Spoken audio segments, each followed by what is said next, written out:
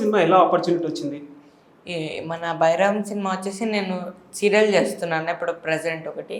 So దానిలో మేము అనుకోకుండా ఒక ఆడిషన్ వచ్చింది యాక్చువల్లీ మాకు. నార్మల్గా మేము షూటింగ్ చేస్తా ఉంటే ఒక ఆడిషన్ వస్తే మేనేజర్ బాలు సార్ని అడిగాం, సార్ వెళ్ళొచ్చా అని. సార్ కూడా మాకు చాలా హెల్ప్ చేసి గ్యాప్లో పంపించారు అందరూ.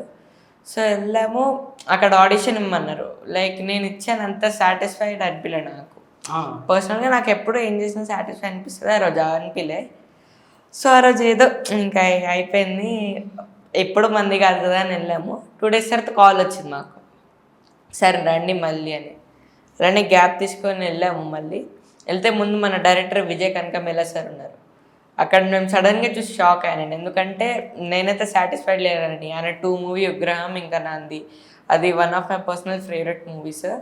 సో సార్ని చూడంగానే చాలా షాక్ అయితే సార్ అందరిని చూసి హగ్ చేసి అన్నారు, చేద్దాం ఇంకా మనం కూడా షూటింగ్ అన్నారు.